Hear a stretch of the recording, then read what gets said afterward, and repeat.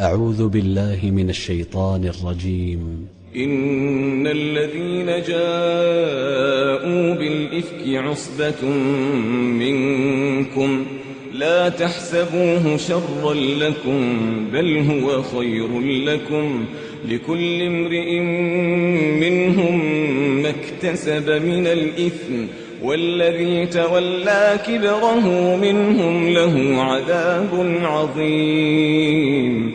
لولا إذ سمعتموه ظن المؤمنون والمؤمنات بأنفسهم خيرا وقالوا هذا إفك مبين. لولا جاءوا عليه بأربعة شهداء فإذ لم يأتوا بالشهداء فأولئك عند الله هم الكاذبون.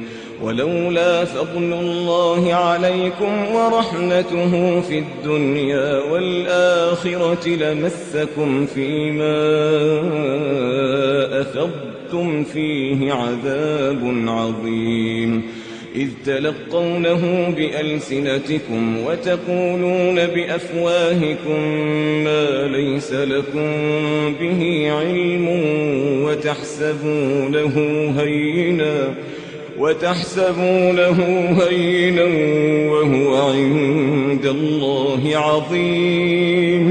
ولولا إذ سمعتموه قلتم ما يكون لنا أن نتكلم بهذا سبحانك هذا بهتان عظيم. يعظكم الله أن تعودوا لمثله أبدا إن كنتم مؤمنين ويبين الله لكم الآيات والله عليم حكيم. إن الذين يحبون أن تشيع الفاحشة في الذين آمنوا لهم عذاب أليم في الدنيا والآخرة والله يعلم وأنتم لا تعلمون. ولولا فضل الله عليكم ورحمته وأن الله رؤوف رحيم. يا أيها الذين آمنوا لا تتبعوا خطوات الشيطان ومن يتبع خطوات الشيطان فإنه يأمر بالفحشاء